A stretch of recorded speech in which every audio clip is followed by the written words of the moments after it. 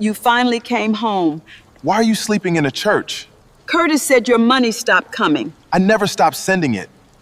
I sent $180,000. I was trying to save the house. Walk away before Sydney hears about this. You threatened the wrong son. This notary license was already expired. Renee arranged everything. I signed it. Curtis. My mother gets her home back. 6 years and $180,000, and Daniel Mercer still had to hear it from a gas station attendant that his mother was sleeping on a church pew.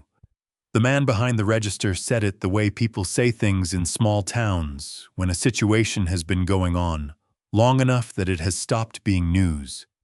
Matter of fact, almost apologetic, as if he was sorry Daniel didn't already know. Miss Gloria Schur. You'll find her at Redemption Lutheran most evenings. Back pew left side.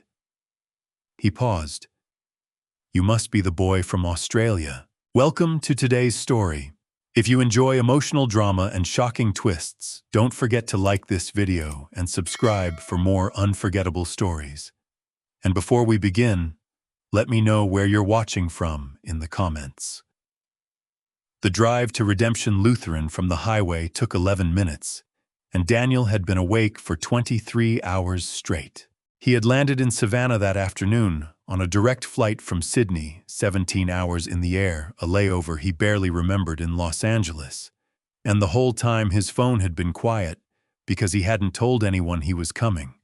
He had driven the rental car south through flat Georgia farmland and across the bridge into Beaufort, the way you drive when you are trying to hold something together by keeping your hands on the wheel. He had not intended to stop for gas on Route 21. He had intended to go straight to Cedar Street, but the low fuel light had come on, and the attendant at the Sunoco had been a heavy-set man in his 60s with a Clemson cap and the relaxed manner of someone who knew every face in a 20-mile radius. When Daniel asked if he happened to know Gloria Mercer on Cedar Street, the man had set down the scratch-off ticket he was reviewing and studied Daniel for a moment. That's where he had told him about the church. Redemption Lutheran was a white clapboard building on the far end of Whiting Street, set back from the road behind two live oaks that were older than the congregation. The lights inside were low but on. The parking lot held 4 cars, none of which Daniel recognized. He sat in his rental for a moment after he turned the engine off, looking at the building through the windshield.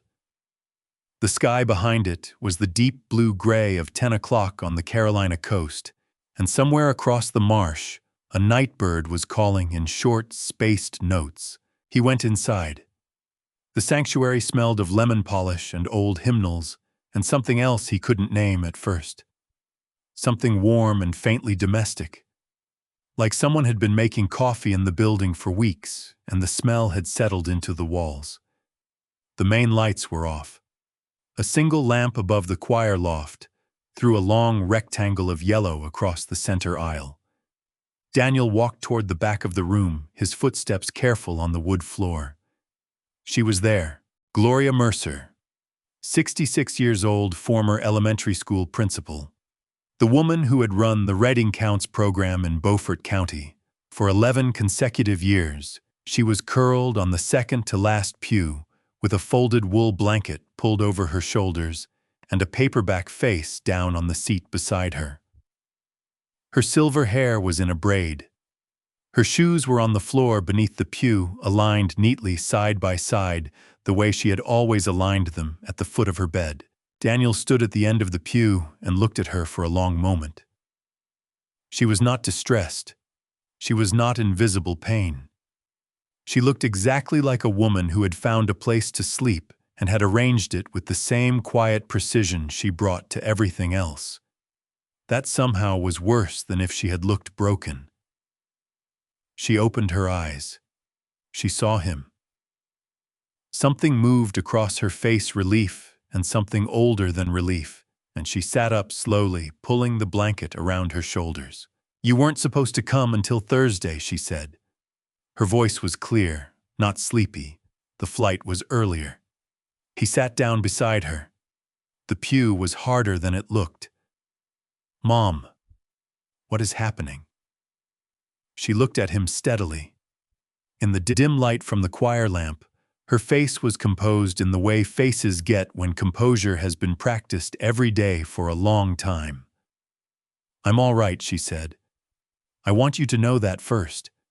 Why are you sleeping here? I'm going to explain everything. I promise you. But not tonight, Daniel. Not in pieces, not while you're exhausted. And I'm not tonight." She reached out and put her hand over his. Her fingers were warm. "There's something I need to tell you myself before you go anywhere else and hear a version of it that isn't true. But I need a night to put it in order." He wanted to push. He had spent 6 years putting things in order from 15,000 miles away. But there was something in the steadiness of her voice that made him recognize she had already decided this, and that pushing would only make her hold it tighter. From somewhere deeper in the building behind the chancel toward the side corridor, he heard voices. 2 women speaking low. A door somewhere in that direction opened and closed softly. The voices moved away. He looked at his mother. "Who else is here?" "The church helps people who need a quiet place," she said, which was not quite an answer. She squeezed his hand once. "Stay at the Beaufort Inn tonight. Come back in the morning. And Daniel." She looked at him directly. "Don't go to the house on Cedar Street tonight. Please." The please was the thing that stayed with him on the drive to the inn. His mother did not use please with that weight, unless something behind it was serious. He checked in, carried his bag to the room, and lay on the bed with his clothes still on, staring at the ceiling fan's slow rotation. He pulled up his bank's transfer app on his phone. 6 years of records, every transaction preserved. $2,500 every month, first of the month, never missed. The routing number never changed. He had set it up with Curtis in 2020 and trusted the system completely.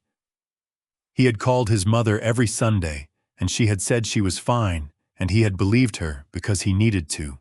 He put the phone face down on the nightstand. The ceiling fan turned. Outside, the marsh was quiet, and somewhere in a white clapboard church on Whiting Street, his mother was sleeping on a pew, and for reasons she had not yet explained, she had asked him not to go to his own family home. He did not sleep for a long time. Daniel drove to Cedar Street at 8 the next morning. He had slept 4 hours and woken up with the specific clarity that comes after enough exhaustion that your body stops pretending rest is possible and simply starts working instead. He had made coffee in the room's small machine, dressed, and sat by the window until the marsh outside went from dark gray to pale gold. Then he drove. The house on Cedar Street had been his parents' house for 31 years. His father, Leonard Mercer, had put down the deposit in 1993, painted the front porch himself, and died of a heart attack in the living room 14 years later at 58 while watching a basketball game. Daniel had grown up in that house. He had a specific memory of the front yard, the way the ground went slightly soft near the left fence post after it rained, the particular angle of the oak tree's shadow at mid-afternoon. He knew this house the way you know places that shaped you before you knew what shaping was. What he saw when he turned onto Cedar Street was not the house he remembered. It had been repainted a dark gray with white trim, which was fine and actually better than the old beige, but that was the smallest change. The front porch had been extended. The landscaping was new and expensive, the kind that comes with a contractor rather than a weekend. There was a late model pickup truck in the driveway that had never belonged to Gloria, and beside it a black SUV with Georgia plates. Someone had put solar path lights along the front walk, the kind sold in sets of 12. All 12 were installed. The house looked, Daniel thought, exactly like a house that someone had invested heavily in and was planning to stay in. He parked at the curb and sat for a moment. Then he walked up the new front path and knocked. Curtis answered the door in jeans and a polo shirt, holding a travel mug. He had put on weight since Daniel had last seen him, not dramatically, but in the way of a man who had been comfortable for longer than was good for him. His hair was the same brown it had always been, going gray at the temples, and he was smiling with the practiced ease of someone who had been practicing. "Danny." He stepped forward and clasped Daniel's hand. "Man, it is good to see you. When did you land yesterday evening?" Daniel let go of the handshake. "Late. You should have called. We could have picked you up." Curtis stepped back from the doorway. Come in, Renee's got coffee on." The inside of the house had been changed more than the outside. The living room had new floors. The old carpet was gone, replaced by something smooth and dark. The kitchen had been opened up. A wall that Daniel remembered clearly was not there anymore. New appliances. A kitchen island that had not existed when Daniel was growing up in this house. It was a good renovation.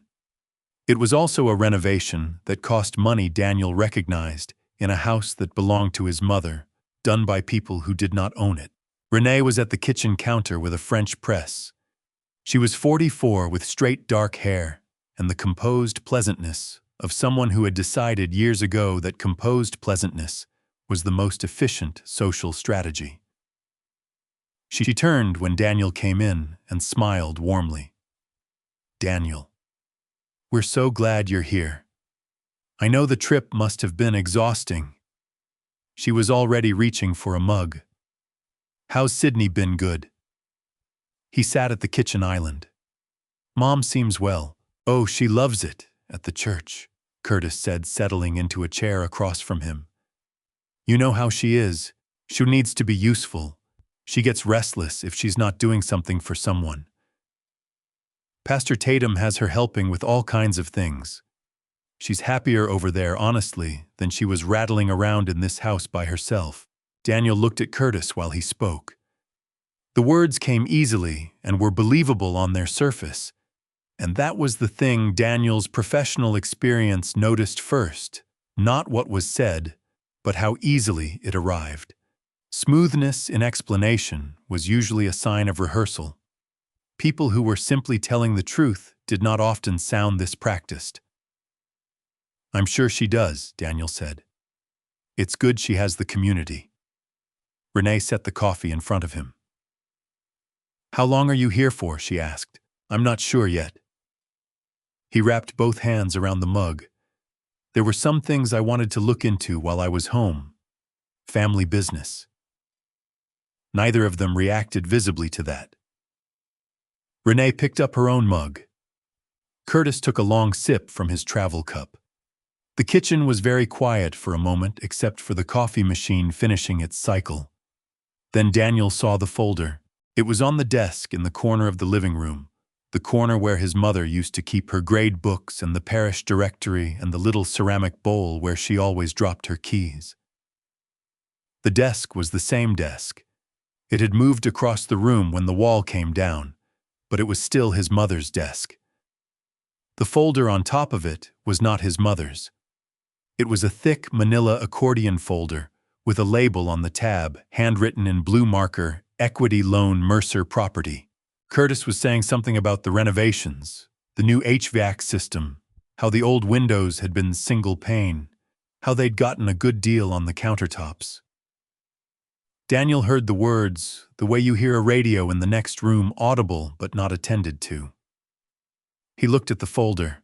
Curtis moved.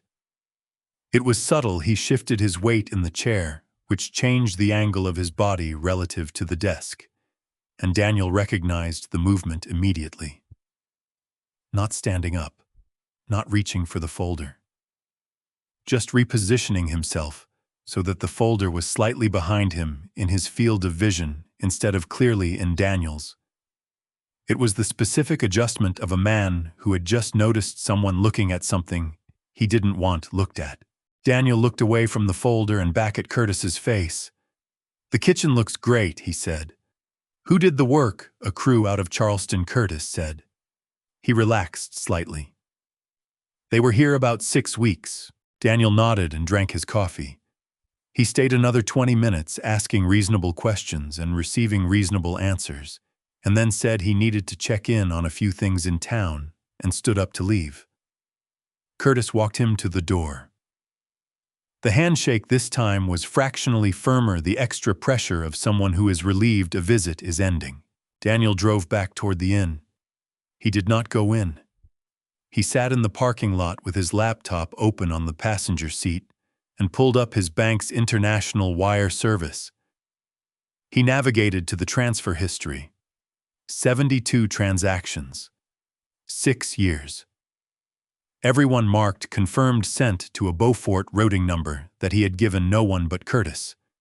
He opened a new tab and pulled up the ABA routing number lookup. He entered the 9 digits. The result came back in 4 seconds. Beaufort County Community Bank. Account holder Curtis T. Mercer. Daniel sat with that for a moment. The parking lot was filling up with morning traffic. A woman walked past with a coffee cup and a terrier. The sky was clear and very in the way the Carolina coast gets in late September, when the humidity finally breaks. He was going to need to talk to Nora Finch. They walked in the church garden after the morning service let out. It was a small garden, a concrete path between raised beds of lantana and rosemary, a wooden bench under a crepe myrtle that was losing its leaves, and it sat behind the sanctuary in the kind of quiet that belonged to places that had been used for contemplation, long enough that the quiet felt structural. Gloria walked with her hands in the pockets of her cardigan. Daniel walked beside her and did not rush. She began as she always had by making sure he was comfortable before she said anything difficult. "Are you eating properly over there? You look like you lost weight." "I'm fine, Mom. Sydney food is good, though. I've seen pictures. It's fine. Mom." She smiled at that just slightly, the smile of a woman who knows she is doing the thing she is doing. Then she stopped walking and sat on the bench under the crepe myrtle and folded her hands in her lap. "Sit down," she said. "This might take a few minutes." He sat. She began 2 years ago. That was where she had decided to start. And she started there methodically, the way a woman who spent 30 years managing a school building approached anything that required clarity. She did not editorialize. She simply told it. 2 years ago, Curtis had come to the house on Cedar Street with a folder of papers. He said that the house had developed some structural concerns, something about the foundation along the east side drainage issues from the neighbor's lot. He had already consulted a contractor, he said. The contractor had given them a quote. The work would require some access to financing, and to access the financing, the paperwork would be cleaner if she could sign a power of attorney giving Curtis authority to handle financial and property matters temporarily while the work was being arranged. He said it was just for the contractor payments, Gloria said. Standard procedure, he called it. While I couldn't be running around signing things during the work. She paused. Renee had the papers already prepared. She explained it. I asked to read them first, and she said of course, but the legal language was not easy to follow. Curtis was patient. He said it was just paperwork. She looked at the crepe myrtle. I trusted him. He is my son. She signed the power of attorney that afternoon. Renee had brought a notary, a woman named Tammy, who she said was from the county office, who set her seal on the document while Gloria watched. The whole thing took 40 minutes. The contractor work began 3 weeks later. Men came. Equipment arrived. There was noise and disruption for 6 weeks. Then Curtis came back with a different request. He said the work was going to take longer than expected. Gloria continued. Some additional structural things they had found. And that it would be easier, more practical, if I gave them a little space during the renovations. Dust fumes the contractors coming in and out at all hours. He said Pastor Tatum had offered me use of the guest room at the church for a few weeks. She paused. I didn't want to be difficult. The work needed doing. She had moved to the church's guest room in February. 2 months later, a women's outreach program had needed the guest room for a longer commitment, and Pastor Tatum had offered her the use of the fellowship hall. There was a cot there. She had moved to the back pew when the cot disappeared into a storage rotation, and she hadn't wanted to bother anyone by asking where it had gone. Daniel sat with his hands on his knees. He did not speak. He was doing the thing he had learned in 10 years of business negotiation, letting the story complete itself without interruption, because interruption changes the shape of what comes out. The structural work, he said when she finished. Did it ever actually happen? Gloria was quiet for a moment. The backyard was dug up for a week, she said carefully. And there were new pipes. And the kitchen was opened up. But the east side foundation that Curtis originally described, I never saw any evidence of work there. And the contractor's truck stopped coming in about 6 weeks. She folded her hands tighter. I didn't go back to ask. I told myself it was none of my business anymore, which I think I knew at the time was not right. Daniel nodded. He breathed once, slowly. Mom, I want to ask you something, and I need you to answer it straight. All right. Did Curtis ever tell you anything about the money I've been sending? The monthly transfers? She looked at him. Something shifted in her expression, not surprise exactly. More like the arrival of a confirmation she had been afraid to seek. He said she stopped. Started again. About 1.5 years ago, Curtis told me that you had run into some difficulties with your business in Australia, a project that hadn't gone the way you hoped. He said you were managing it, and you didn't want me to worry, but that the monthly support was going to stop for a while until things settled. She looked at her hands. I told him I was sure you'd told me the truth about it, but he said you hadn't wanted to upset me. Daniel looked at the rosemary in the nearest bed. The sun was on it, and it smelled like something he associated specifically with this town, with this state, with his childhood, that dry, warm herb smell that came up whenever the wind off the marsh moved through a yard. I have never stopped sending money, he said. Not once. Not for a month. Not for a week. $2,500 every first of the month for 6 years. 72 payments. All of them confirmed. The garden was very quiet. Gloria looked at him for a long moment. Then she looked away at the sanctuary wall, at the concrete path, at the crepe myrtle losing its leaves. Daniel, she said. And her voice was different now. Lower, more careful, the voice of someone walking very slowly toward something they are not sure they want to reach. The money you sent, did it go directly to my account? Or did you send it through Curtis? She already knew the answer. He could see that she already knew. She was asking him so that the truth could exist between them out loud, rather than in the space where unasked questions live, which is a much more dangerous place. Through Curtis, Daniel said. He gave me the routing number in 2020. Said it was a Beaufort County account he'd set up for household management. Gloria nodded. A single nod, very slow. I never had a Beaufort County household account, she said. I have the same checking account I've had for 22 years at First National. The crepe myrtle let a leaf go. It fell slowly, turning once, and landed on the concrete path between them. Neither of them moved to pick it up. Tell me something else, Daniel said. He kept his voice level. The woman who notarized the power of attorney Tammy.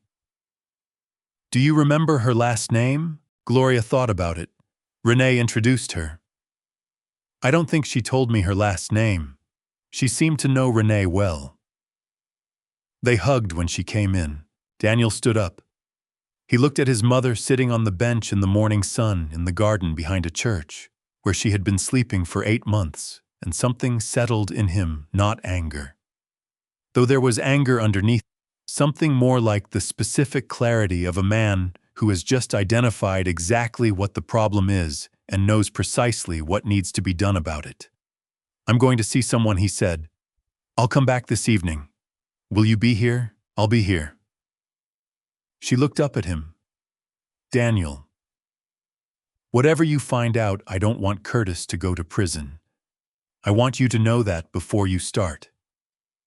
He looked at her for a long moment. "I want you to sleep in your own house," he said. "Let's start there." She didn't argue. She reached out and straightened his jacket collar in the small automatic gesture she had been making since he was old enough to wear collars, and then she let her hand drop and looked back at the crepe myrtle. Daniel walked back through the garden gate and got into his car. He drove to the library parking lot on Scott Street, not for the library, but for the quiet and the reliable public Wi-Fi that he didn't want to access through the inn's network, which was shared with 15 other guests. He sat in the back row of the parking lot with his laptop open and his bank's portal loaded. 72 transactions. He already knew the count. He had scrolled through them on his phone the previous night. But seeing them laid out in the full transaction history on the laptop screen was different. Each line was a date, an amount, a destination routing number, and a confirmation status. $2,500, $2,500, $2,500. 6 years of identical entries, each one marked delivered in green. He had built a business on the discipline of consistent, documented action. Those 72 green confirmations had always looked like evidence of that discipline. They were. But they were evidence of a different kind of discipline than he had thought. He opened a new window and pulled up the ABA routing lookup he had used in the parking lot that morning. Entered the 9 digits again. Beaufort County Community Bank. Account holder Curtis T. Mercer. He screenshotted it and saved the file. Then he called his bank's international wire services line. He had been a business account holder for 6 years. They answered quickly. He explained what he needed: verification of the receiving account information for his regular monthly domestic transfer. The representative asked for his customer ID and authentication. He provided them. She put him on hold for 4 minutes. When she came back, she confirmed what he already knew: all 72 transfers had been delivered to an account ending in 4418 at Beaufort County Community Bank. Registered to Curtis Thomas Mercer. Not a household account. Not a joint account with his mother's name on it. A personal account in Curtis's name alone. That account was closed approximately 14 months ago, the representative added. At that time, the remaining balance was transferred at the account holder's instruction to a second account. She paused. The second account is listed as a joint account held by Curtis Thomas Mercer and Renee Aldrich Mercer. Daniel wrote this down on the yellow legal pad he had brought from the hotel room. Is there any transfer record between the Curtis Mercer accounts and an account registered to Gloria Ann Mercer? She was quiet for a moment. I can only access information about accounts connected to your transfers, sir. But I don't see any onward transfer from the Curtis Mercer account to a Gloria Mercer account in the records visible to me. I understand, Daniel said. Thank you. He hung up and sat with the yellow pad in his lap. He was doing addition in his head, but it was the kind of addition where you already know the answer before you finish the problem. $2,500 a month times 72 months, $180,000. Of that amount, 0 had been confirmed to reach his mother's account. His mother had received approximately nothing from him, only whatever irregular amounts Curtis chose to pass along, which Gloria's own matter-of-fact statement suggested was very little. She had been supporting herself on her pension and the small Social Security payment she'd been drawing since '62, while $180,000 sat in his brother's bank account. He did not allow himself to feel the full weight of that yet. He filed it. He had learned in 12 years of property development that allowing the full weight of a problem to land before you have a plan for it is operationally expensive. You feel it later? You work first? He opened the banking app on his phone and went into the transfer detail screen. For each of the last 4 months, he pulled up the confirmation and saved a screenshot.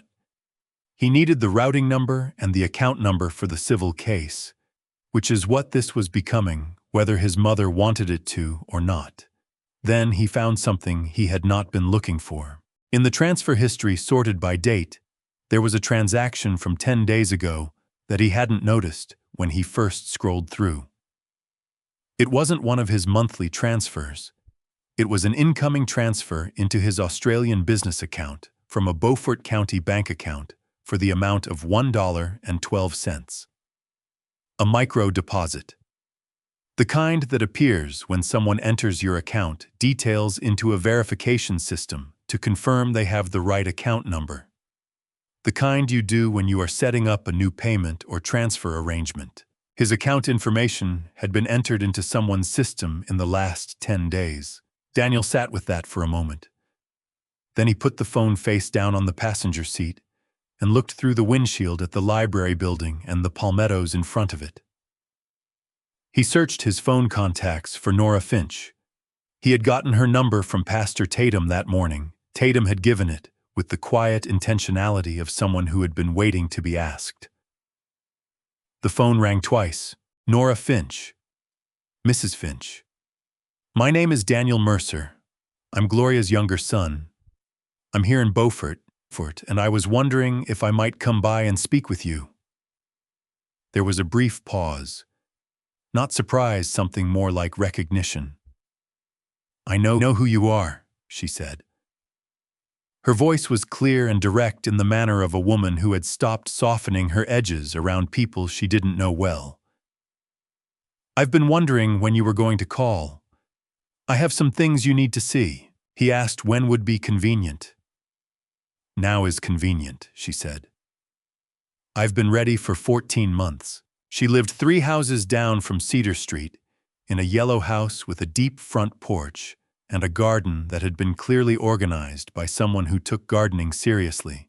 She was at the door before he reached the porch steps, a small, upright woman in her late 60s, with close-cropped white hair and an expression that held the particular patience of someone who had been waiting a very long time to do the thing they were about to do. She led him into her kitchen.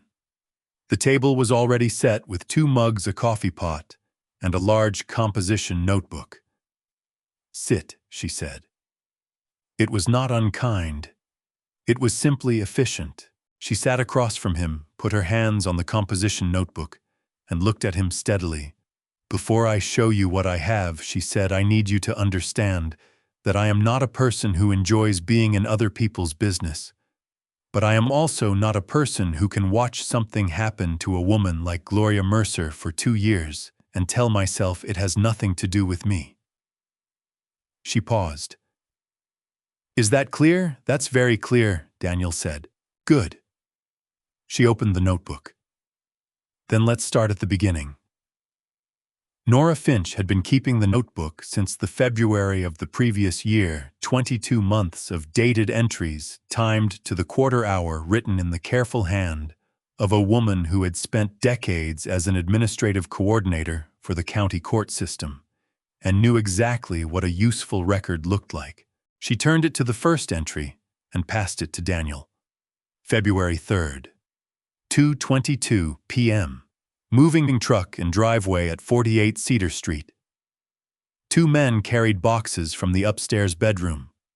Gloria Mercer carried bags to her car with no visible assistance from Curtis or Renee Mercer. She left at 4:45 p.m. I watched from my front porch, Nora said. I told myself it was temporary. She pulled the notebook back, turned a few pages. March 14th. Gloria's car not in driveway. Curtis's truck present. Lights on in master bedroom and kitchen. No Gloria visible at any window or door for 7 days running. She turned more pages. May the 2nd. Saw Gloria walking from church with a bag of groceries. She waved. She did not cross to Cedar Street. She was systematic and thorough and completely unapologetic about it. She had kept the notebook because something was wrong, and she knew it was wrong, and she had not had the mechanism or the authority to do anything about it alone, and she had decided that the best contribution she could make was to ensure that if someone with the mechanism and authority ever arrived, they would not be short of documentation. She showed him the photographs on her phone, next 47 of them, each with a date stamp. The moving truck, Curtis and Renee's vehicles in the driveway for weeks on end, the kitchen renovations, scaffolding, lumber deliveries, contractors, and then 4 months into the renovation, a different kind of delivery furniture, a dining set, a sectional couch, items that did not look like construction materials and did not look like things belonging to a 66-year-old woman who read paperback novels and grew herbs in pots on the back steps. That couch cost at least $3,000, Nora said, tapping the photograph. I priced it. I'm not a person who does that sort of thing normally. I did that time. Then she reached under the table and pulled out a manila folder. I found this in Gloria's recycling bin, she said. I know how that sounds.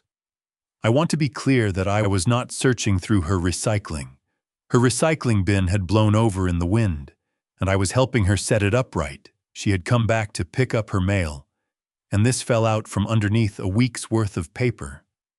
I picked it up because it had legal language on it, and I could see what it was. She slid the folder across the table. I made a copy that afternoon and returned the original to Gloria. She said she didn't need it anymore. Those were her words. Daniel opened the folder. The document was a power of attorney, 8 pages, typewritten, formal. He read the scope clause first. It was broad, unusually broad, for what Curtis had described as a temporary arrangement for contractor paperwork. It covered all financial decisions and all property decisions on behalf of Gloria Ann Mercer. It did not include an expiration date. The language of the authority was general and sweeping in a way that a reasonable person signing under the impression of a temporary arrangement would not have understood without reading carefully. He turned to the signature page. Gloria's signature at the bottom, the date, and then the notary section. He read it twice. The notary seal was stamped in blue ink. The printed name beside it read, T.R. Bouchard, Notary Public, Beaufort County, South Carolina. Daniel looked up from the document. Bouchard, he said. Nora was watching him. I looked her up, she said. When you type Tammy Renee Bouchard into a search engine, the first result is a Facebook profile. In the photographs, she is standing at what appears to be a family barbecue with Renee Mercer. They are both holding cups and smiling. The caption says, Family Reunion, Myrtle Beach. She paused. Renee Mercer's maiden name is Aldrich. Tammy Renee Bouchard is Renee's first cousin on her mother's side. Daniel set the document down on the table. He pressed both palms flat against the surface the way he did in meetings when he was thinking through something that required very careful handling. The kitchen was very quiet. From somewhere outside, a neighbor's lawnmower started up and then stopped again. Renee had arranged the notary. Renee had brought her own cousin to notarize a power of attorney that gave Curtis control over Gloria's finances and property.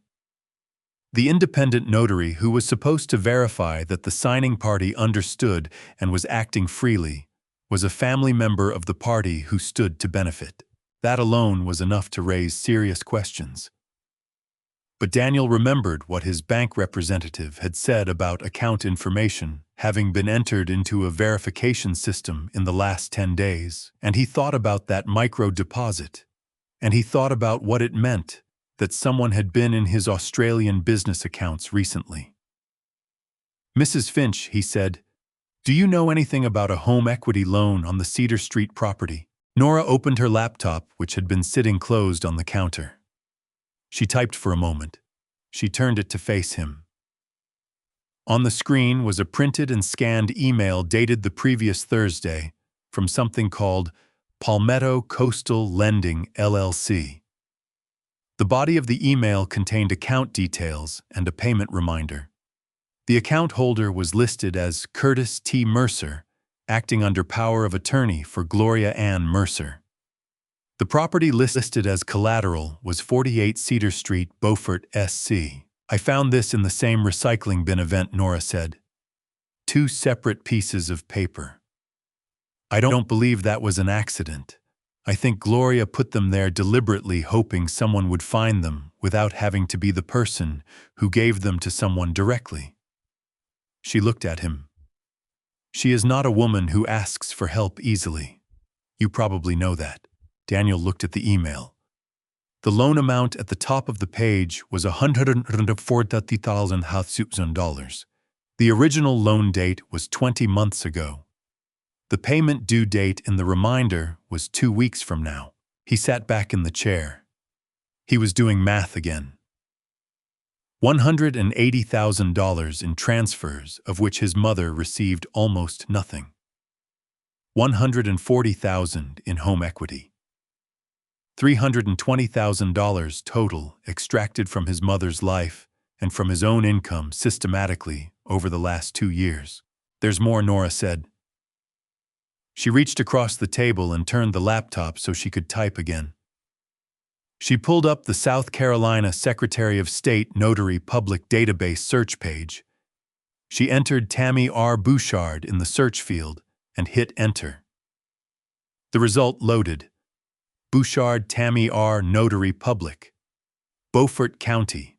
Commission number followed. And then at the bottom of the entry, a status field inactive.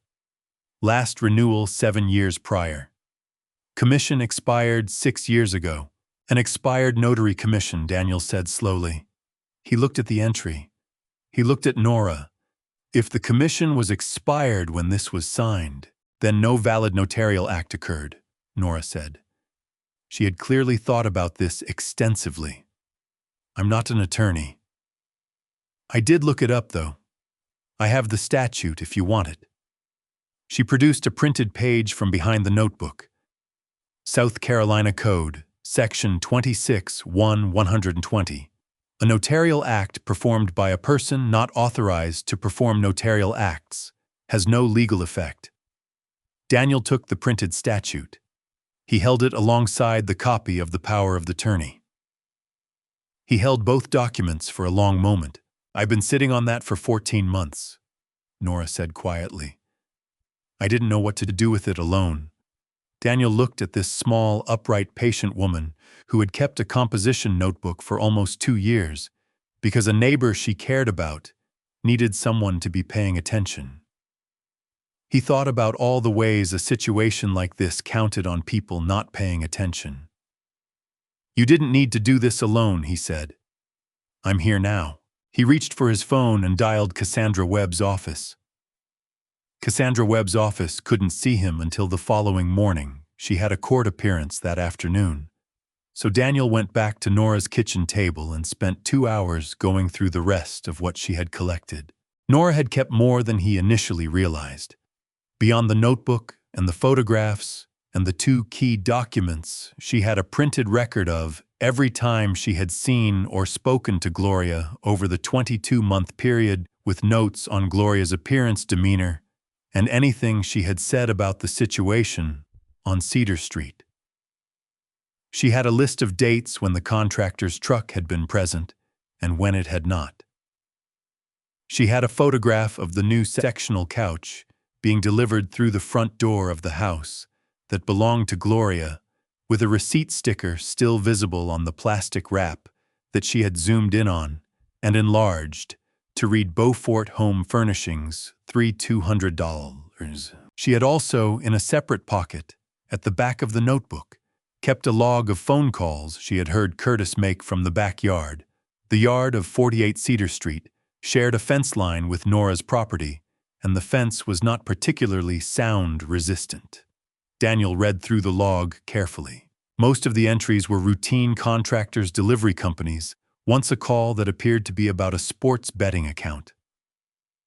But near the end of the log 9 days ago, there was an entry that was longer than the others. Nora had written Curtis on backphone approximately 6:20 p.m. Call duration approx. 17 minutes. Partial words captured 30 days notice of default, can't catch it up, not from here. 6:20 p.m. Then a new line used word foreclosure twice. Daniel looked up from the notebook. "You wrote this down immediately?" he asked.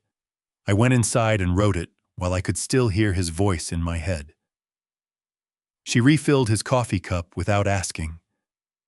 "I have been in document management for 31 years. You write things down while they are still fresh. That is not a hobby.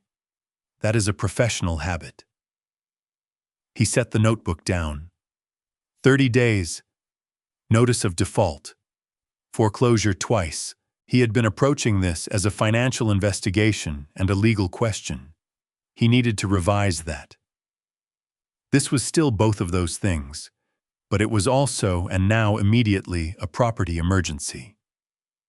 If Curtis had received a 30-day notice of default 9 days ago, there were 21 days left. In 21 days, the bank that held the equity loan could move to initiate foreclosure proceedings on a house that belonged to his mother under a loan that had been taken out against her property using a power of attorney that was executed by a notary whose commission had already been expired for 5 years. The house was at active risk. Today. Not as a hypothetical. Today. "I need to ask you something," Daniel said. "And I want you to tell me exactly what you remember, not what you think I want to hear." "I always do," Nora said. "The day my mother signed the power of attorney. You weren't there, but you saw her that day. How did she seem to you?" Nora thought about it. Properly thought about it, not quickly. "I saw her from my front porch that afternoon when the car with the woman notary arrived. Gloria was at the door. She was dressed, put together as she always is. But she held the door open with one hand and had her other arm crossed in front of her. Like this." Nora demonstrated one arm across her own midsection, a self-holding gesture. "She does that when she's uncertain. I've known Gloria for 17 years. That is what she does when she is not sure about something, but is going to do it anyway because she thinks she should." Daniel nodded.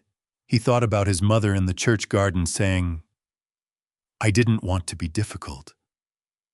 Was there anything else that day before or after the notary arrived? Renee was there already when the notary arrived.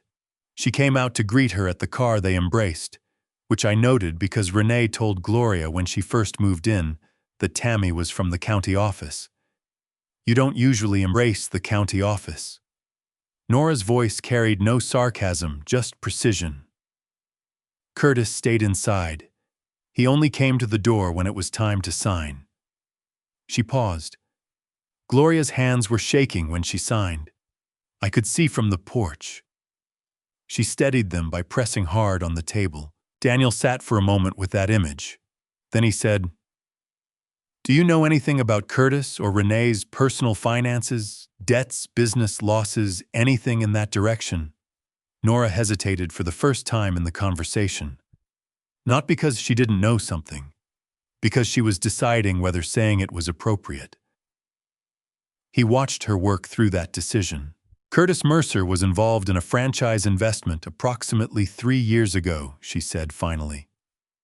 "A sandwich restaurant, locally owned franchise of a national brand. It opened in the spring and closed before winter. I know this because the woman from my church was one of the early employees, and she told me when it closed that the owner Curtis had undercapitalized from the start and spent the setup money before the equipment was fully installed. How much? She didn't know. She said her last paycheck bounced." Nora folded her hands. "I don't know if that's connected to anything. I'm telling you because you asked about financial difficulties, and that is a financial difficulty I know about." Daniel added it to the yellow legal pad. Failed franchise investment, undercapitalized, bounced checks. He thought about the home equity loan timeline 20 months ago. That would have been shortly after the franchise closed. He gathered everything into the envelope Nora offered him and stood up to leave. At the door, she stopped him. "There's one more thing," she said. She went to the counter and came back with a folded piece of paper, a printout. "I printed this from the South Carolina Secretary of State business search. Palmetto Coastal Lending, LLC, the company, on the equity loan email. It was registered in South Carolina 14 months ago. The registered agent is an address in Columbia." She paused. "The contact email for the registered agent ends in the same domain as a company called Aldrich Financial Consulting." Renee's maiden name was Aldrich. Daniel unfolded the printout and read it. Then he looked at Nora. "Is that connected?" she said. "I don't know. I am not an attorney. That's why I've been waiting for one of you." He thanked her. He walked back to his car and sat in it for a moment. The afternoon was warm, and the Spanish moss in the live oaks moved very slightly in the salt air. He thought about his mother sleeping on a pew in a church, while the house on Cedar Street, the house his parents had built, the house his father had painted, the house he had been funding for 6 years, sat 30 days away from a foreclosure process that might take it permanently. He called Cassandra Webb's office again. This time he said, "Tell her the 30-day foreclosure clock started 9 days ago. Tell her to clear her morning." The receptionist said she would pass it along. Then she said, "Mr. Mercer, she said to tell you she'll see you at 8. He was back at the inn at 6, eating a takeout sandwich at the small desk in his room, when his phone rang. The number was a local Beaufort cell he didn't recognize. He answered. "Daniel." Renee's voice was warm and pleasant, the voice of a woman who had decided to be warm and pleasant before she dialed. "I hope I'm not catching you at a bad time." He glanced at the recording app on his phone, a habit from years of development meetings, where verbal agreements needed to be referenced later. He opened it and hit record before he said anything else. "Not at all," he said. He kept his voice at the same register it always was. "What's on your mind, Renee?" "I wanted to reach out directly." She paused, the slight pause of someone choosing words. I think there's been some misreading of the situation with your mother and with the house. I just want you to know that everything Curtis has done has been done with Gloria's comfort and well-being in mind, and with the understanding that the arrangement was temporary and manageable. "I appreciate that," Daniel said. He took a bite of his sandwich and chewed it silently. He was a large man in a small room with a phone pressed to his ear, and he was working very hard to make none of that apparent. "I think when you've had a chance to look at the full picture," Renee continued, "you'll see that Curtis handled things the best way he could with what he had. Your mother's needs the property maintenance. It's all more complicated than it looks from a distance." Another pause. "I know you've been far away. That makes it hard to understand the day-to-day realities." "It does," Daniel agreed. "So I was hoping we could resolve this quietly." Her voice stayed warm, but something underneath it shifted the way a smile stays on someone's face while their eyes change. "You know, for your mother's sake. She's had enough upset. She doesn't need the family being fractured." A third pause, this one longer. "I've also heard some things through various channels about the development projects your firm has been working on in New South Wales. Some questions about permit applications. It sounds complicated. I'm sure it's fine. But those kinds of things can take on a life of their own if they're not managed carefully." Daniel set the sandwich down. He looked at the wall in front of him. The permit applications for this Parramatta project, his firm's current largest development, were clean. He was certain of that. He had reviewed them with his legal team 4 months ago. But clean was not the same as immune to allegations. In development, allegations about permits could delay a project by months and damage relationships with municipal partners. I appreciate you thinking of me, he said carefully. I'll keep that in mind. He paused the way he paused in negotiations when he wanted the other person to hear the space. Was there anything else, just that I hope we can handle this as a family? She said. That's really all I wanted. They said polite goodbyes. He hung up. He sat for a moment with the phone in his hand. Then he played back the recording from the beginning. He listened to the whole thing twice, paying attention, not to the content, but to the rhythm where she paused what she said. Just before each pause, what she said just after.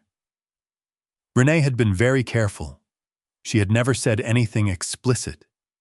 She had said, I've heard some things, and those kinds of things can take on a life of their own. Nothing that couldn't be construed as friendly concern. Nothing that couldn't be dismissed as misinterpretation if she needed it to be. She was not a person who made direct threats.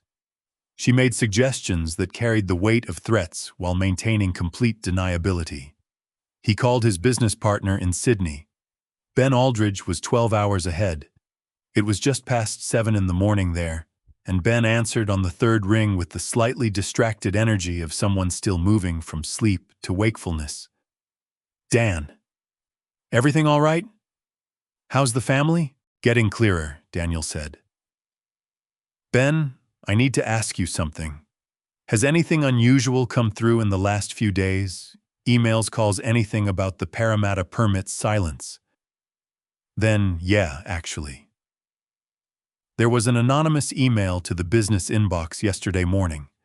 Subject line was, Concern re-permit irregularities NS dollars development. No signature, no contact information. I forwarded it to Marcus in legal. A pause. How did you know about that? I didn't know. I suspected. He exhaled slowly. How serious does Marcus think it is? He said it reads like someone who doesn't know what they're talking about pretending they do. The allegations are vague, potential irregularities in the approval process. Nothing specific enough to reference an actual permit number or application date. He's looking into it as a matter of routine, but he doesn't think it's going to turn into anything. Good. Can you document it, save the email, the header information, the timestamp? And ask Marcus to put a note on file that it arrived the same week that I've been looking into a financial fraud matter involving a family member. Is this related? I think someone tried to make me think it was going to become a problem before I could make their problem a problem. He reached for the yellow legal pad. I'll explain everything when I'm back. Can you do that for me? Already doing it, Ben said. After he hung up, Daniel sat at the desk for a long time. The sandwich was cold. The room was quiet. Outside, Beaufort was settling into evening, the particular warm stillness of a coastal southern town in September crickets, starting up somewhere down the block, a screen door opening and closing. He thought about Renee's call. The structure of it, the warmth, the framing as family, concern, the lateral threat, wrapped in plausible deniability. The careful choice never to say anything actionable. He thought about the expired notary commission and the Palmetto coastal lending connection to Aldrich Financial Consulting. He thought about the micro deposit in his Australian business account from a Beaufort bank 10 days ago. Someone had been entering his account details into a system. He thought about his mother in the church garden saying, I don't want Curtis to go to prison. He understood that wish. He shared enough of it that he wanted to honor it where he could. But he also understood that what Renee had just done, reaching out to interfere with a witness, to threaten a financial reputation, to buy silence through suggestion of damage, was not a move made by people who were going to quietly cooperate with any resolution that didn't involve them walking away from consequences. He opened his banking app. He pulled up the micro deposit transaction detail. He saved the record with a timestamp.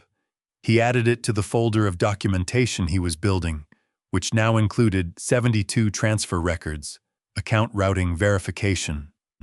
Nora's notebook photographed page by page on his phone, the POA copy, the South Carolina notary statute, the notary database print showing Tammy Bouchard's expired commission, the Palmetto Coastal Lending email, the Aldrich Financial Connection printout, and the recording of Renee's phone call. He reopened Cassandra Webb's contact entry. Under it, he typed a note to himself. Bring the recording. Then he packed his legal pad and went to bed. He slept for 6 hours, which was more than he had expected and more than he probably deserved.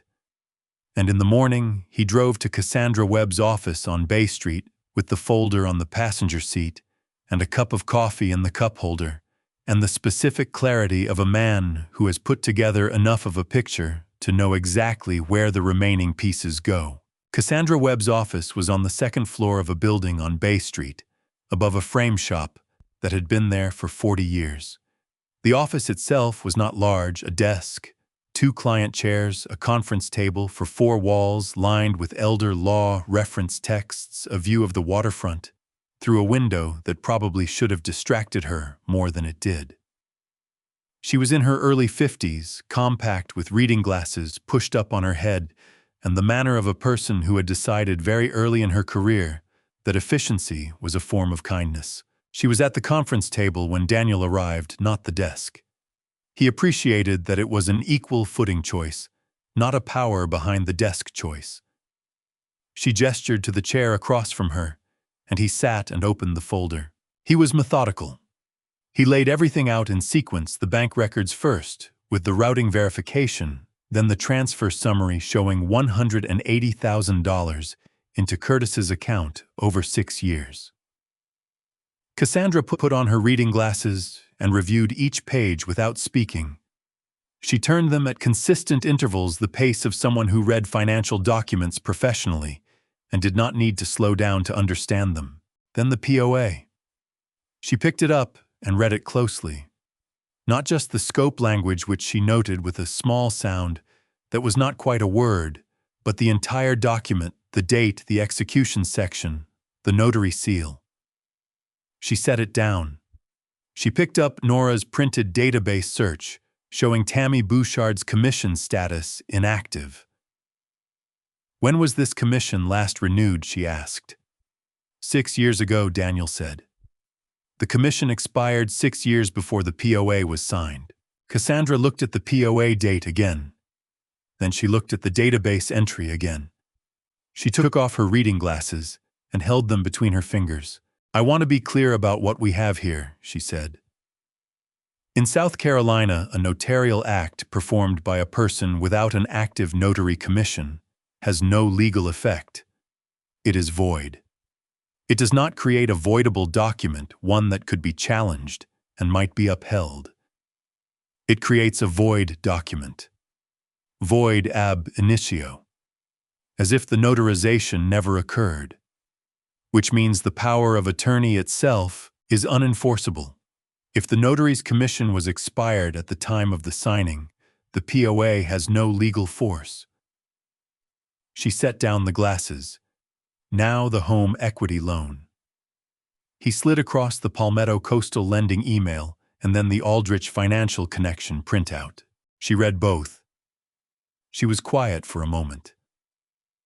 The loan was taken out by Curtis Mercer, purportedly acting as attorney, in fact, for Gloria Mercer under the power of attorney. If the POA is void, then Curtis had no authority to enter into that loan on Gloria's behalf, which means the lending company may have issued a loan secured by property that was encumbered without the valid consent of the property owner. Can the loan be challenged? On those grounds, yes. It will require a civil proceeding. The lender is going to fight it. They're going to argue they issued the loan in good faith, relying on a document that appeared valid. But the expired commission is a documented fact, not an interpretation, and the connection between the notary and Renee Mercer. She tapped the printout. Raises serious questions about whether anyone could reasonably have been acting in good faith. She looked at the recording transcript he had prepared from last night's call. She read it once, then again, more slowly. She was careful, she said. She was. She's done something like this before, or she's been coached. She set the transcript down. It doesn't rise to explicit extortion, but it demonstrates consciousness of guilt and an active attempt to interfere with your investigation, combined with the micro deposit in your Australian account. She looked at him. Someone in Beaufort ran a bank account verification on your Sydney business account 10 days ago. I noticed that this morning. I saved the transaction record. Good. She made a note. Add it to the package. She leaned back slightly. I'm going to file 2 things today. First, an emergency motion to halt the foreclosure proceedings based on the void POA and the consequent lack of authority for the equity loan. That will buy us time. Second, I'm going to contact the Georgetown County DA's office, their white-collar crime unit. The financial elder exploitation statute in this state covers exactly what happened to your mother. She stood up and went to her desk. She pulled a form from a drawer and began writing. Her handwriting was precise and small. I need you to sign an authorization for me to obtain the Beaufort County Community Bank records under proper discovery request, she said. And I need full copies of all 72 transfer confirmations, the routing verification, and Nora Finch's notebook documentation. All of it will be part of the formal filing. He spent the next 2 hours in her office. She worked with the focused, unhurried speed of someone who knew exactly what every step of the process was and did not waste energy performing urgency. She asked sharp, specific questions. He answered them. When he said something that wasn't directly relevant to the legal question, she acknowledged it briefly and redirected. It was the most efficient meeting he had been in since the last time he had sat with his own attorneys. At noon, she set down her pen. She organized the papers into a neat stack and looked at him. The bank's team will respond to the emergency motion within 48 hours, she said. I expect them to request an extension. I will resist the extension. She paused. Before they respond, Curtis is going to learn we've filed, probably by tomorrow afternoon. He may go directly to your mother. He may try to get her to withdraw cooperation or to sign something that reaffirms the POA. She won't. You're confident of that. I'm certain of it. He said it without the kind of emphasis that would have been needed if he had any doubt. She's been waiting to tell the truth. She just needed to know it was safe to. Cassandra nodded. She seemed to accept this without requiring elaboration. There's one more thing, she said. She looked at him steadily. When you confront Curtis, and I think it will be cleaner and faster to do this in a structured setting with witnesses, rather than wait for the legal process to do it more slowly, you need to understand what the outcome may look like. If Curtis breaks under questioning and implicates Renee, we have a strong referral to the DA. If he doesn't, we proceed through the civil process, and the criminal referral may take longer. She paused. Either way, this is going to be difficult for your mother. Not because of what you're doing, because of what the truth is. Daniel looked at the waterfront through the window. The water was bright and very still in the midday light. Are you asking if I'm ready for that? He said. I'm asking if you've thought about it. I've thought about nothing else for 5 days. He looked back at her. My mother has been sleeping in a church for 8 months, while the house my parents bought is occupied by people who have taken $300,000 from her and from me. She has been told that I stopped caring enough to send money. She has been isolated from the one resource she had me by a lie, and she has been managing all of that alone because she didn't want to cause trouble between her sons. He picked up the folder from the table. I'm ready. Cassandra Webb looked at him for a long moment.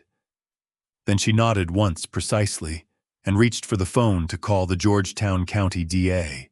Pastor Tatum had offered the church's side meeting room without being asked twice. He had been. Daniel understood this when he saw the room already prepared chairs arranged, a water pitcher and glasses on the side table. The door to the hallway left open so the setting would feel less like a trap and more like a conversation. Tatum had spent his career creating spaces where difficult things could be said, and he brought that practice to bear now with the quiet efficiency of a man who had been ready for this for a long time. Cassandra arrived at 9:45. Nora arrived at 10 with her notebook and her folder, and the expression of someone who had cleared her entire day. Daniel was already there at the table with the binder he had assembled the previous night, a clean copy of every document arranged in chronological order with tab dividers. Curtis and Renee arrived at 10:15. Renee was in a dark blazer. Curtis was in the polo that seemed to be his uniform for anything requiring a degree of formality. They had been told by Daniel through a text message the previous evening that there was a family meeting about the financial arrangements for Mom, and that it would be brief. The text had been deliberately casual. The room when they walked into it was not. Renee assessed the room in approximately 3 seconds. Daniel watched her do it, the slight rotation of her head, the fractional pause when she registered Nora, the quicker pause when she registered Cassandra. She recovered quickly. She sat down in the chair beside Curtis and set her bag on the floor with the controlled ease of a woman who had decided that composure was non-negotiable. Curtis looked at the binder on the table. He sat down. "Thank you both for coming," Daniel said. He did not say good morning or reach across for a handshake. He opened the binder to the first tab. "I want to be straightforward about what this is. This is an accounting of what I've sent home, where it went, and what happened to the house on Cedar Street while I was away. I'd like to go through it in order." Curtis started with the contractor explanation.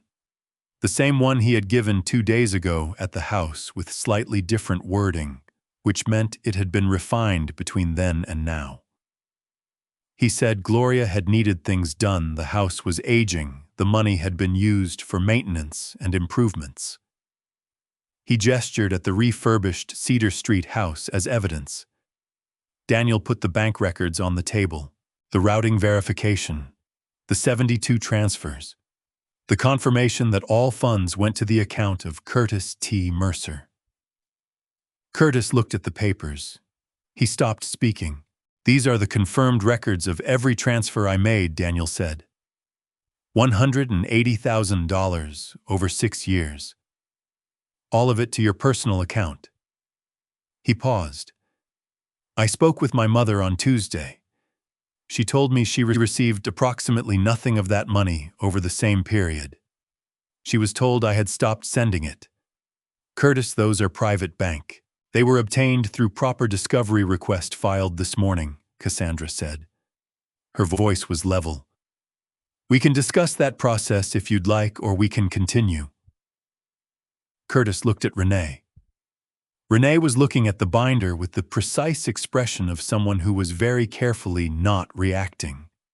Daniel put the power of attorney on the table. Curtis's eyes went to it, and then away, the specific movement of someone recognizing a document they hoped was elsewhere. "This is a copy of the power of attorney signed by my mother 26 months ago," Daniel said. He turned to the notary section. The notary is listed as T.R. Bouchard, Beaufort County. I looked up that commission in the South Carolina Secretary of State Notary database. He put Cassandra's written confirmation on the table, the formal legal memo, 2 paragraphs, citing the specific statute and the database entry. Tammy R. Bouchard's notary commission expired 6 years before this document was signed. Under South Carolina Code, Section 26(1)(120), a notarial act performed by a person without an active commission has no legal effect. This power of attorney is void. Curtis's jaw moved slightly. No sound came out. Renee looked at the legal memo for a long time. Her face did not change. That was the tell, not a flicker of surprise, not a quick glance at Curtis. She already knew. She had known for 26 months. She had checked the commission at some point before the signing, or she had made a choice not to check it, and that choice was its own kind of answer. Without a valid power of attorney, Daniel continued, Curtis had no authority to take out a home equity loan on my mother's property. The loan was executed without the property owner's valid consent. It is challengeable in civil court. He paused. Which it now is. Cassandra filed a motion to halt foreclosure proceedings yesterday afternoon. Curtis said I didn't know. He stopped. Started again. The woman Renee brought to notarize it, I assumed she was Curtis. Renee's voice was quiet and controlled. It was the voice of someone communicating through tone what she could not say in words. Curtis looked at her. Then he looked back at Daniel. And something in his face did what faces do when a person finally stops doing the thing they've been doing. It let go. Not of guilt, he was not yet at guilt. It let go of the effort of the performance. The weight of 2 years of maintenance dropped off him visibly, and what was underneath was something younger and more exhausted and much less competent than the smooth, easy, smiling man who had answered the door in a polo shirt 2 days ago. I didn't know Tammy's commission had expired, he said. His voice was flat, not defensive flat. The specific flatness of a man who has just understood the exact shape of how he was used. Renee handled the notary. She said she had someone from the county. Curtis, don't. I'm done, Renee. He did not say it loudly. He said it with the complete absence of energy that comes after a long time of expending energy in the wrong direction. I'm done. Renee looked at the table. She did not speak again. Daniel placed one more item on the table. It was a printed transcript. On the transcript was Renee's name, Daniel's name, the date, and a note in brackets. Recording.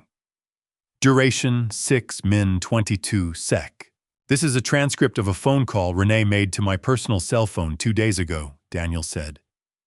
He did not play the recording. He let the transcript sit there.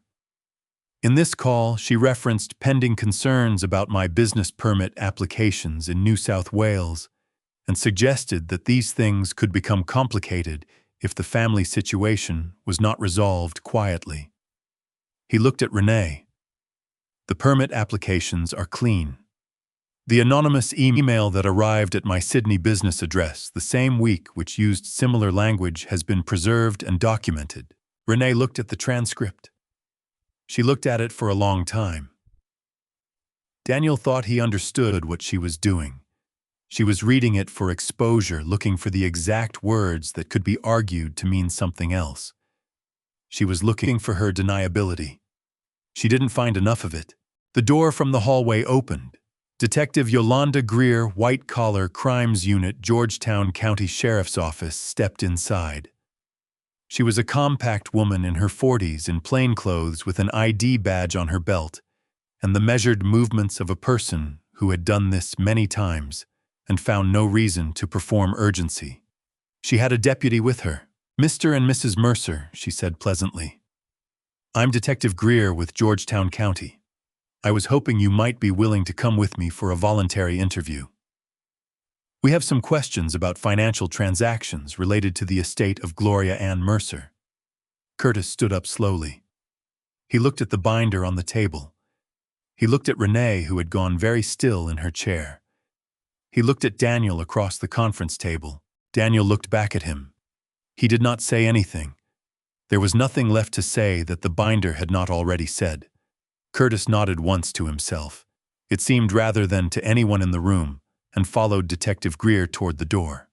Renee stood, reached for her bag, and followed without speaking. The deputy went last. The door closed. The room was very quiet. Nora sat with her hands folded on the table.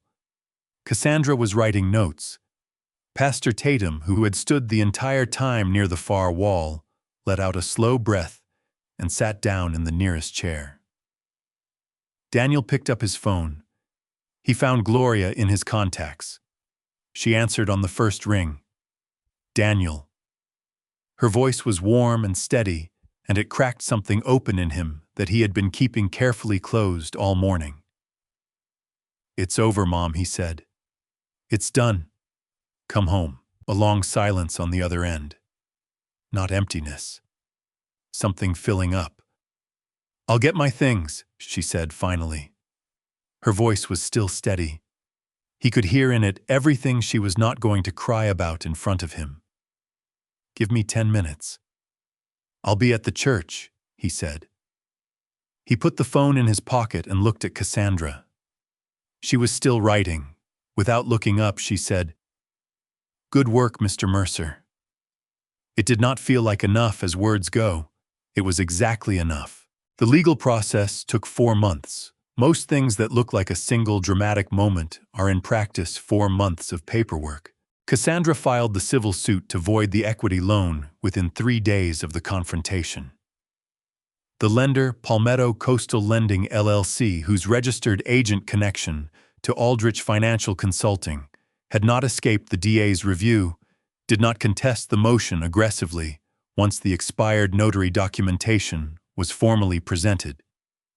The civil court voided the loan in November, 71 days after Daniel arrived in Beaufort. The house was never foreclosed. Gloria returned to Cedar Street the afternoon of the confrontation, and she was still there. The criminal case moved more slowly, which Cassandra had predicted. Curtis entered a cooperation agreement in October, providing a detailed account of the financial arrangements in exchange for a reduced charge. He had not known about Tammy Bouchard's expired commission. This appeared to be true, and Detective Greer's investigation confirmed it. Renee had arranged the notary and had not disclosed the commission status to anyone, including Curtis. Curtis's cooperation implicated her specifically in the arrangement of the void POA and in the subsequent equity loan application. His plea agreement included full financial restitution. The court valued his liability at $127,000 drawn from the sale of assets, including the pickup truck and the SUV, and 3 years of probation. He was permanently barred from exercising financial authority over any other person's finances. Renee went to trial. Her attorney argued that the arrangement with Tammy had been a good faith misunderstanding and that she had believed the commission was current.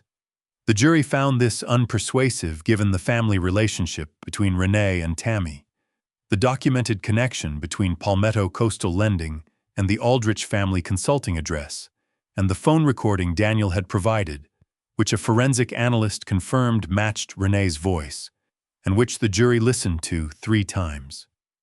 She received an 18-month suspended sentence restitution of $53,000 and a permanent criminal record. She and Curtis separated before the trial ended.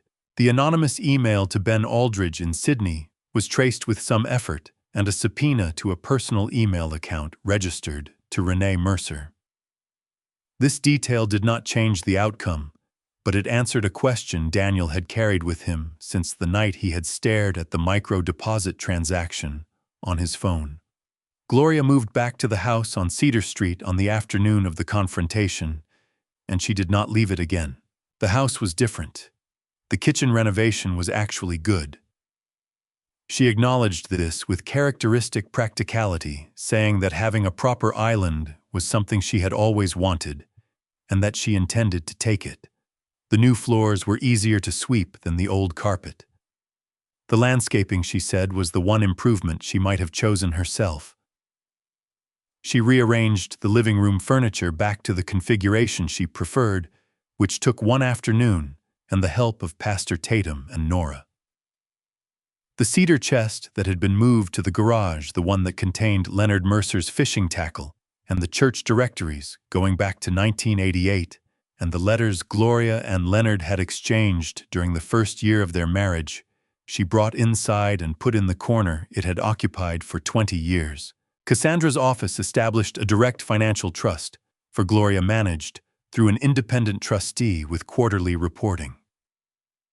Daniel funded it with a lump sum and set up the kind of clear, documented, independently monitored arrangement he should have created 6 years ago instead of trusting a routing number and a brother's word. He was honest with himself about that.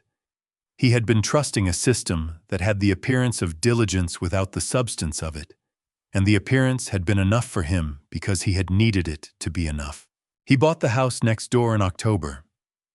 Nora's friend had been renting it since the previous spring and was ready to leave. She was relocating to be closer to her own family, which struck Daniel as the most appropriate reason he could have imagined. The house was a small bungalow, 2 bedrooms with a front porch and a live oak in the yard, and a kitchen that needed updating. He did not update it immediately. He moved in with what fit in his rental car and 2 shipped boxes, and the rest came later. He and his Sydney partners worked out a remote arrangement, North American projects, Beaufort-based with quarterly trips to Sydney. Ben had said it would complicate things. Daniel had said it would simplify other things. Ben, who had met Gloria once on a video call and understood immediately what Daniel was restructuring his life around, had agreed without further argument. The last thing was the dedication service, which happened on a Sunday in November, not for a building which would come later, but for the formalization of something Pastor Tatum had been quietly doing for a long time. The church had been providing informal transitional support to women who needed it. Daniel spoke to the church board about funding a proper program, a paid part-time coordinator, a partnership with the county social services office, a relationship with the Beaufort Shelter Network that Cassandra helped broker. Not a grand expansion, a sustainable one. On the afternoon after the Sunday service, Daniel and Gloria sat on the front porch of the Cedar Street house. The October light. It was still October in memory, though the calendar said November now was long and gold, and the marsh grass at the back of the property had turned the color of old brass. Somewhere on the water, a pelican was moving in a long, slow diagonal over the surface, looking for something. "I want to ask you something," Gloria said. She had her shoes off and her feet tucked up on the porch chair, which she never would have done when Daniel was a boy, but did now with the ease of a woman who had reclaimed her own porch. "Ask," he said. "When you were in Sydney, when you were sending the money every month, did you think about coming home, not for a visit? Just coming home?" Daniel considered the question. He thought about the development company he had built, the projects, the partners, the deals, the sense of having constructed something substantial from nothing. He thought about the specific feeling of having a career that was working. Sometimes, he said, "I told myself there was always next year." She nodded. She looked at the marsh. "I didn't want to ask you to come back," she said. "You had worked so hard to build something. I didn't want to be the reason you didn't." She was quiet for a moment. "But I think some part of me knew for a long time that the money wasn't the same as you." The pelican hit the water and came up with something silver in its bill. It flew on. Daniel reached across the arm of the porch chair and put his hand over his mother's. Her fingers were warm. They were not trembling. She had not been trembling since she walked out of Redemption Lutheran that afternoon 4 months ago with a wool blanket under one arm and her paperback in the other, and did not look back. "I know," he said. "I'm sorry it took this long." She squeezed his hand once. "You're here now." It was not absolution. It was not a resolution of everything that the 6 years contained.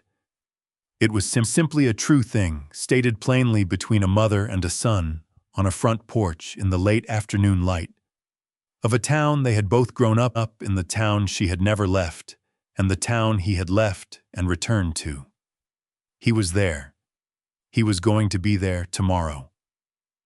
That was not everything, but it was the thing that mattered most, and he understood now with the specific clarity of a man who had learned something the hard way, that it could not be purchased at any routing number, in any bank, in any state.